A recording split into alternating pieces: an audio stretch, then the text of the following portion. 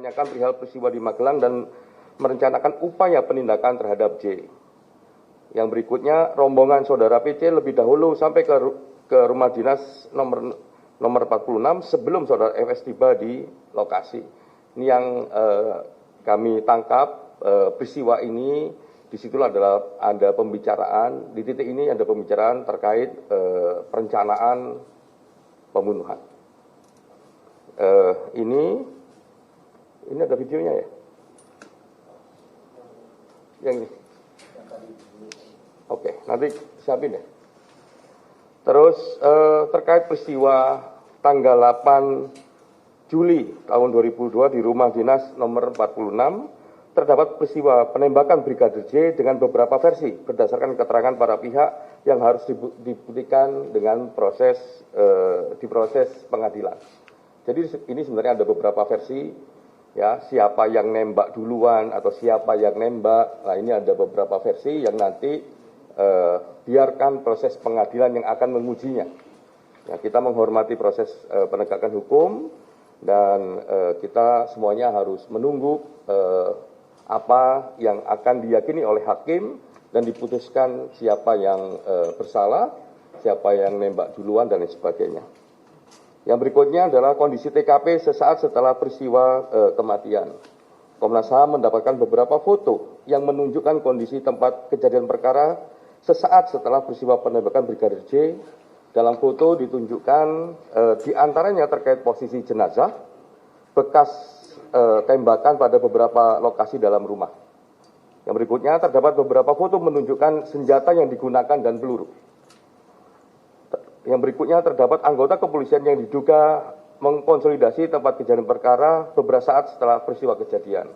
Nah, ini yang kita maksud adalah kita mendapatkan beberapa foto penting yang kita dapatkan pada tanggal 8. Jadi pada tanggal 8 itu kami mendapatkan foto pasca kejadian. Jadi sesaat pasca kejadian nggak sampai 1 jam. Jadi foto itu masih kalau dicek lini masa rekam jejak digitalnya itu diambil kurang dari 1 jam pasca peristiwa. Yang berikutnya adalah luka dan penyebab kematian. Berdasarkan hasil pemeriksaan luar dan otopsi pertama Brigadir J, ditemukan 7 buah luka tembak masuk dan ditemukan 6 luka tembak keluar. Sedangkan pada otopsi kedua ditemukan 5 luka tembak masuk dan 4 luka tembak keluar. Ini memang ada perbedaan karena kalau menurut penjelasan, ya karena memang perubahan ini terkait kondisi jenazah dan konsekuensi adanya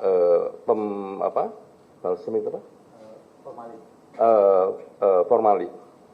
Yang berikutnya adalah 2 luka tembak penyebab kematian, yakni luka tembak pada kepala dan luka pada dada sisi kanan.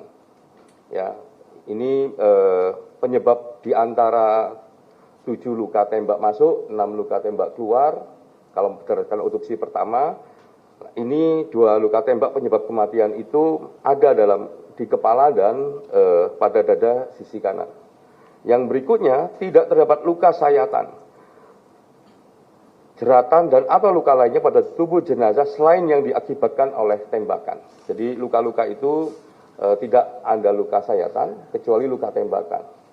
Ada sayatan karena ada luka sayatan tapi itu terjadi karena proses otopsi.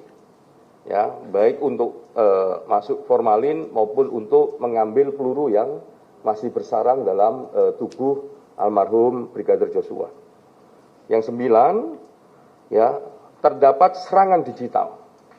Nah, serangan digital ini baik kepada keluarga Brigadir Joshua maupun terhadap keluarga FS.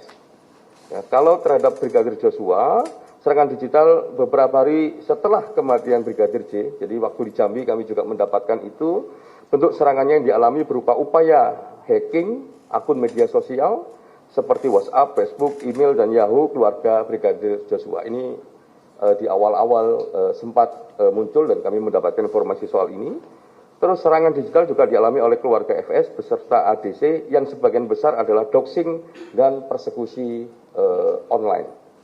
Jadi dua-duanya mendapatkan satu bentuk serangan digital. Oke, mungkin tuh. Ini sudah, ya. Oke. Lanjut. Tadi dilanjutin aku observasi saja. Oh iya.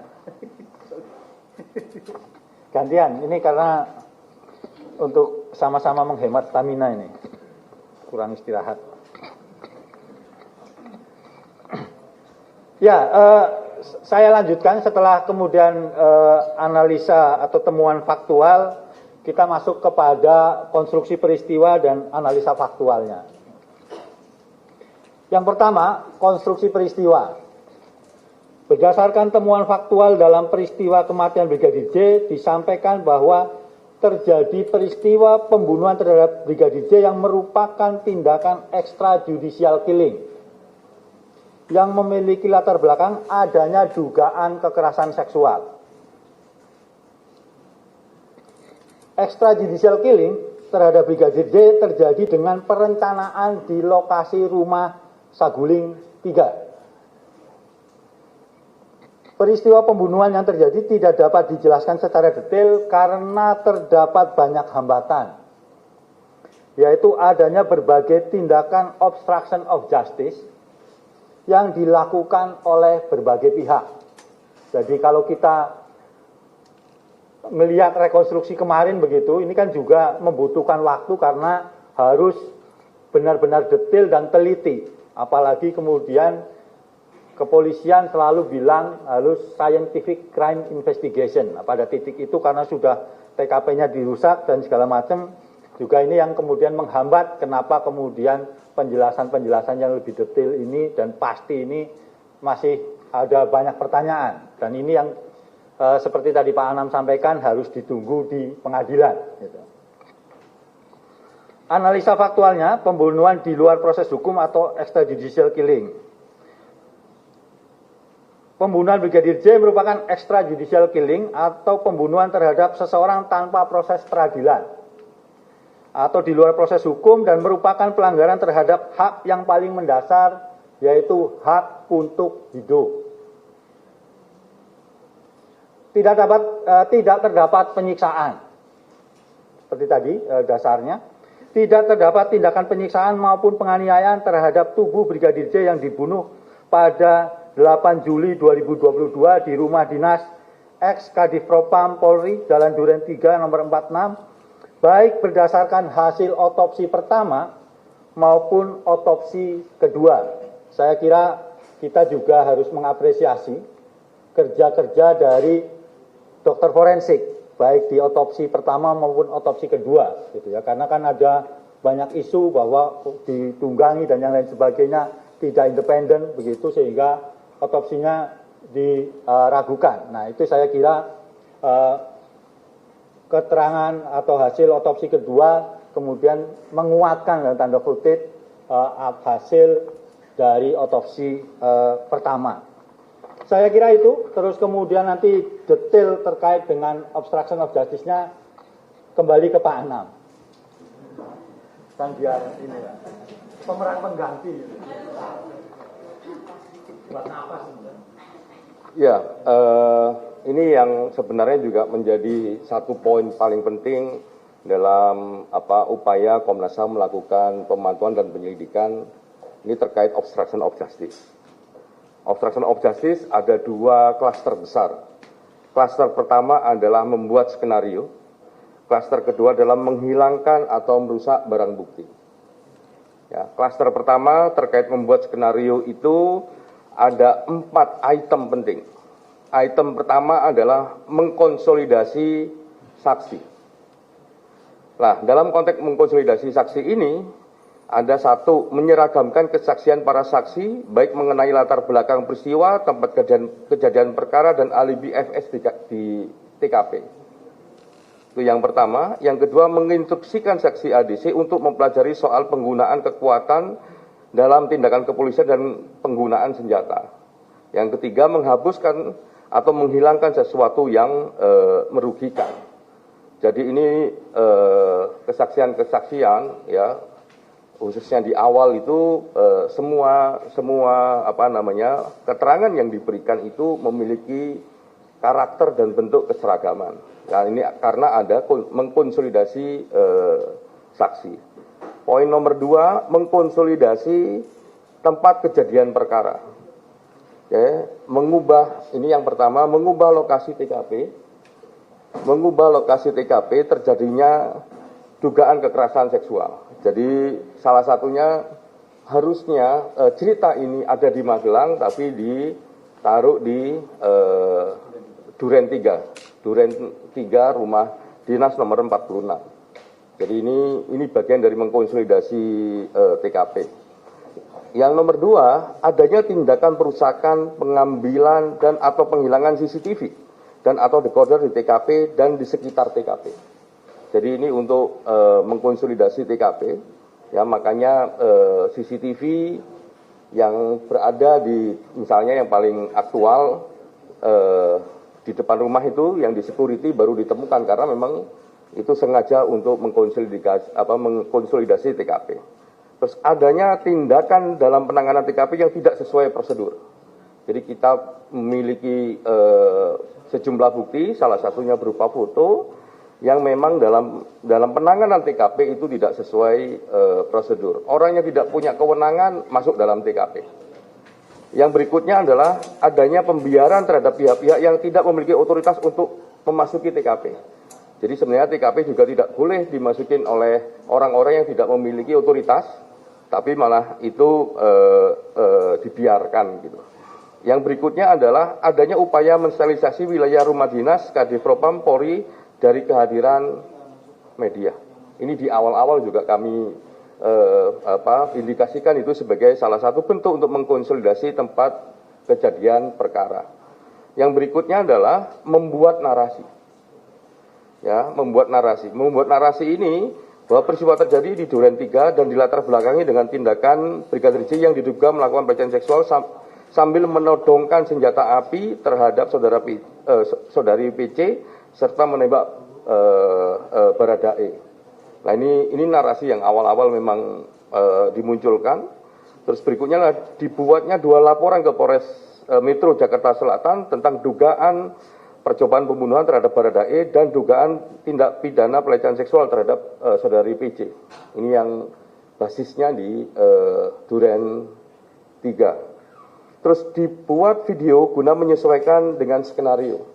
Jadi video yang beredar itu dalam konteks konstruksi peristiwa itu tidak lengkap. Gitu. Itu disesuaikan dengan skenario yang dibuat. Nah ini konteks untuk membuat narasi. Yang berikutnya adalah penggunaan pengaruh jabatan. Nah, ini juga penting, ya, penggunaan pengaruh jabatan untuk ini dalam konteks membuat skenario. Yang pertama, anggota kepolisian diperintahkan mengikuti skenario yang ada. Yang berikutnya, pembuatan 2 laporan di Polres Jakarta Selatan itu juga bisa terjadi karena ada pengaruh jabatan. Terus proses BAP atas 2 laporan dilakukan tidak sesuai prosedur, hanya formalitas dan tinggal ditandatangani. Ini juga karena pengaruh jabatan. Terus pemeriksaan di awal kejadian terhadap Baradae, Bribka RR, dan saudara KM tidak dilakukan sesuai dengan prosedur. Ini bisa terjadi karena memang pengaruh jabatan. Terus anggota kepolisian yang tidak memiliki otoritas memasuki TKP, itu juga karena pengaruh jabatan juga. Terus permintaan kepada Kepala RS Bayangkara untuk menyiapkan otopsi. Jadi itu juga karena bisa terjadi karena memang adanya pengaruh jabatan. Nah, yang klaster kedua adalah menghilangkan atau merusak barang bukti. Yang pertama adanya upaya menghilangkan dan atau mengganti barang bukti, ya, handphone oleh pemiliknya sebelum diserahkan kepada penyidik. Jadi HP diganti, dihilangkan. Terus adanya tindakan penghapusan jejak komunikasi berupa pesan, panggilan, telepon, dan data kontak. Jadi kalau di awal-awal teman-teman sering nanya kepada Komnas HAM bagaimana kondisi WhatsApp group, yaitu ada beberapa komunikasi di WhatsApp group ya terputus.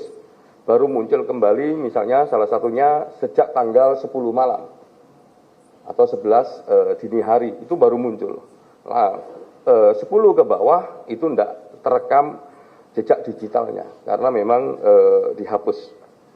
Terus penghapusan foto TKP.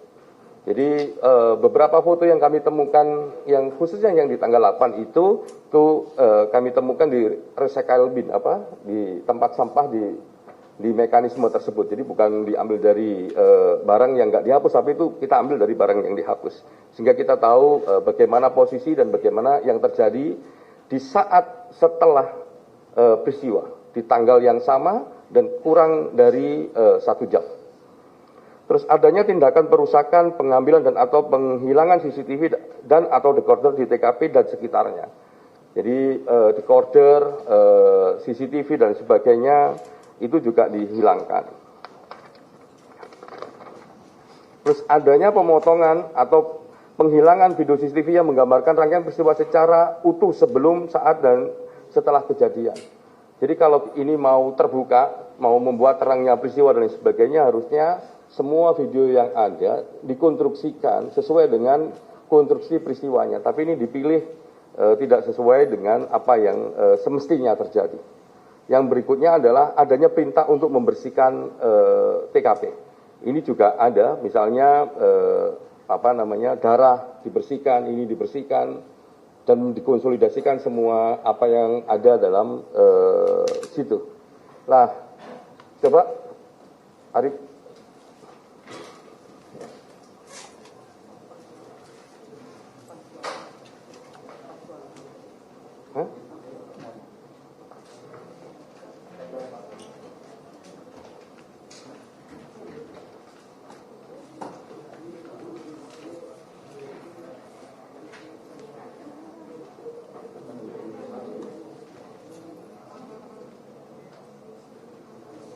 Ini beberapa contoh ya.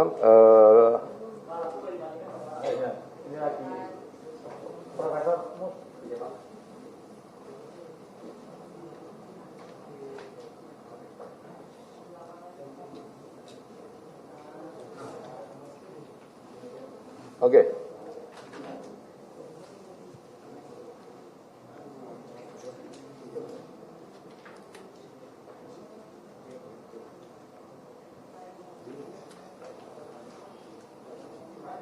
Ini oke, silakan. Tidak bisa digedein.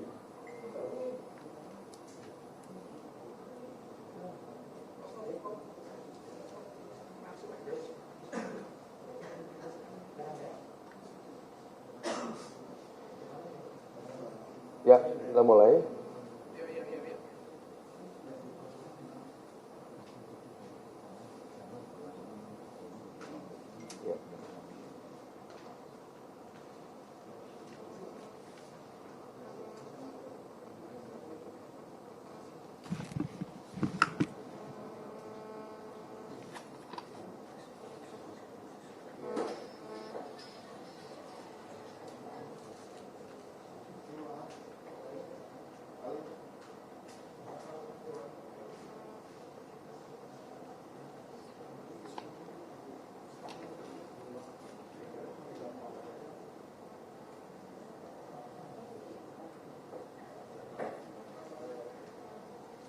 Video ini kita disclaimer dulu ya.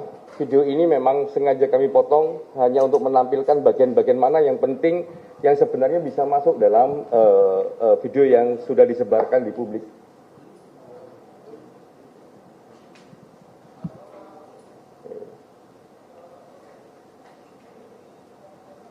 Kalau video yang tersebar di publik, video ini tidak ada. Padahal ini video yang sangat penting dalam konstruksi peristiwa. Dan ini kami ambil dari raw material, jadi jangan juga dilihat jam yang ada di situ karena ini belum dikalibrasi. Ini benar-benar raw material dan ini memang kami potong untuk menunjukkan beberapa potongan video yang harusnya ini juga masuk dalam video yang rangkaian peristiwa agar membuat terangnya peristiwa.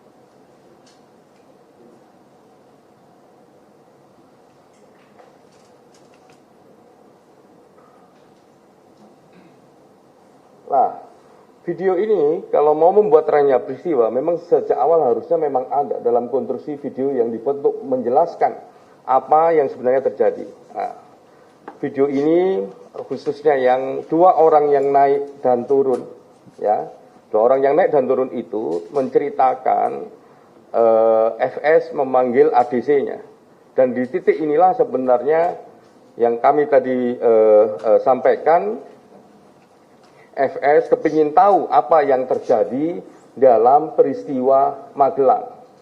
Yang salah satunya kalau kita kenal itu saudara Baradae.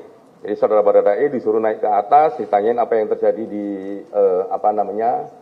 Magelang, dipanggil ke lantai 3.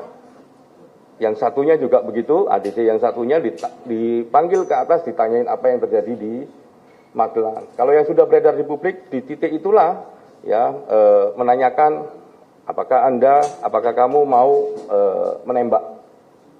Jadi itu posisi video ini harusnya memang menjadi satu spektrum yang penting dalam konstruksi peristiwa. Tapi dalam video yang beredar, yang itu menjadikan satu narasi, ini tidak ada. Kalau ini ada, ini akan terang benderang, karena rangkaian peristiwanya ada.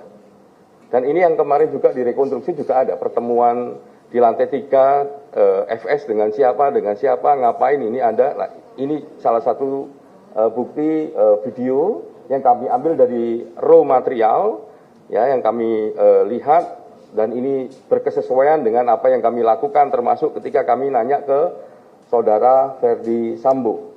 Apa yang ketika datang ke Sangguling, apa yang dilakukan, dia nanya soal apa yang terjadi di Magelang. Nah, peristiwa itulah yang sangat mewarnai apa yang terjadi di Duren 3, di rumah dinas Duren 3 nomor 46. Lanjut.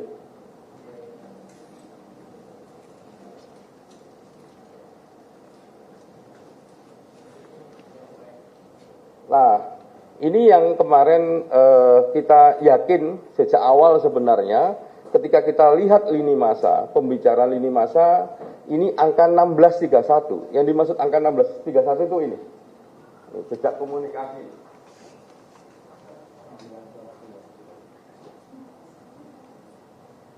Jadi ini 1631 inilah ketika kami 1631 itulah yang ketika kami datang ke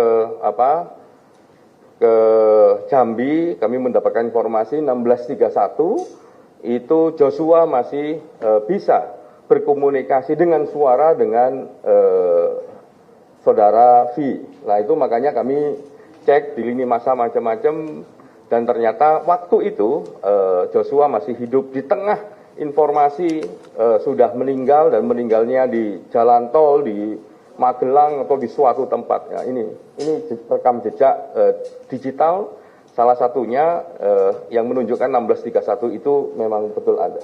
Lanjut.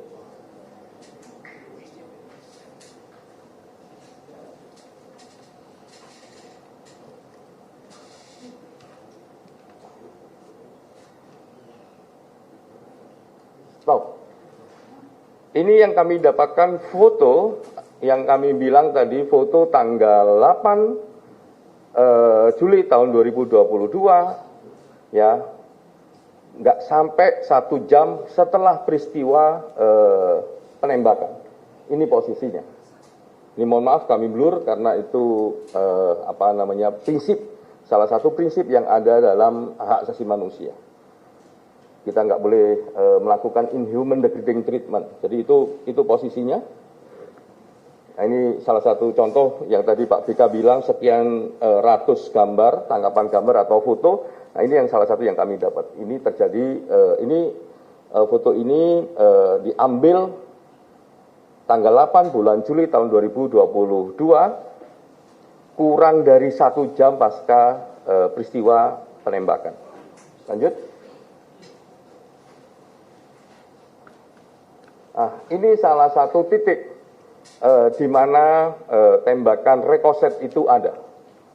Ini di lantai, ya, tembakan yang nantinya akan menjadikan titik rekoset. Ini di lantai itu begini dia. Kalau rekoset, pantulan. ini ada satu ya, ping terus masuk ke satu bidang yang lain. Nah, ini salah satu titik penting yang juga kami dapatkan. Mungkin itu analisis pelanggaran HAM-nya, monggo. Saya kira teman-teman Komnas Perempuan dulu sebelum analisa. Oh gitu. Oke.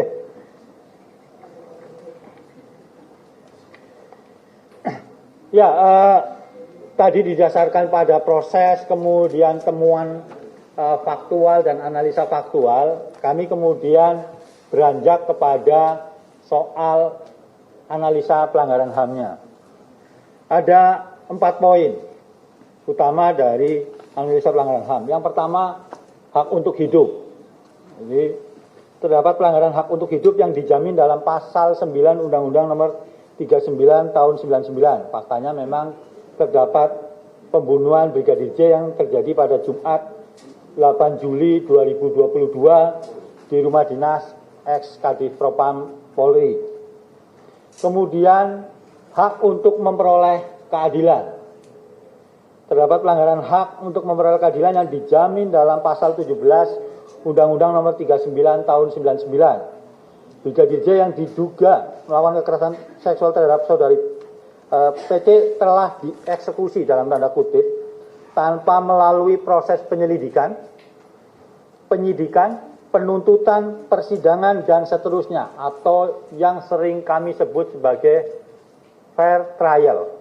Seharusnya ketika dugaan apapun harus ada proses hukum awal, tidak langsung kemudian dieksekusi. Ini pun saya kira jelas ya. Selain itu, terhadap saudari PC juga terhambat kebebasannya untuk melaporkan kejadian dugaan kekerasan seksual yang dialaminya ke kepolisian tanpa intervensi siapapun. Ini kan kejadiannya, dugaan kejadiannya ada di Magelang. Tetapi kemudian skenario yang dibangun kejadiannya di Duren 3. Nah, ini kan ada hambatan terhadap kebebasan dari saudari PC untuk menjelaskan atau melaporkan apa yang sesungguhnya dia alami. Ini lagi-lagi dugaan, baru dugaan. Kemudian yang ketiga adalah obstruction of justice. Berdasarkan fakta yang ditemukan terdapat tindakan-tindakan yang diduga merupakan obstruction of justice dalam peristiwa penembakan Brigadir J tersebut. Tindakan dimaksud antara lain sengaja menyembunyikan dan atau melenyapkan barang bukti di saat sebelum atau sesudah proses hukum. Yang kedua, sengaja melakukan pengaburan fakta peristiwa.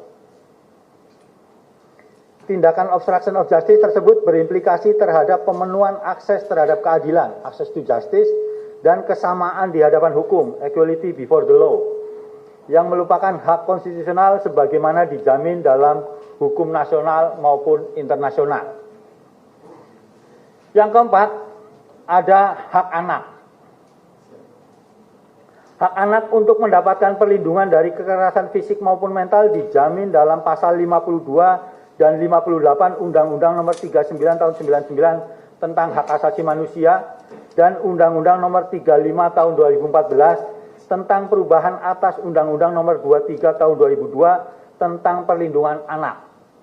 Faktanya, akibat peristiwa kematian Brigadir J terhadap pelanggaran hak anak, khususnya hak untuk mendapatkan perlindungan dari kekerasan psikis maupun mental dari anak-anak ex Kadif Propam Polri, FS, dan juga saudari PC. Artinya kita mendapat keterangan bahwa anak-anaknya Pak FS dan Bu PC mendapat perundungan, ancaman, cyberbullying yang kemudian menyerang di akun sosial media yang bersangkutan, dan tentu saja ini juga harus menjadi concern bersama, begitu, supaya anak-anak itu bisa tumbuh kembang dengan baik, begitu. Itu soal analisa pelanggaran HAM-nya. Nah, Dalam proses ini, seperti yang sudah dijelaskan berulang kali, kami kemudian bekerja sama dengan teman-teman Komnas Perempuan, khusus untuk menggali keterangan Bu PC terkait dengan Bu PC.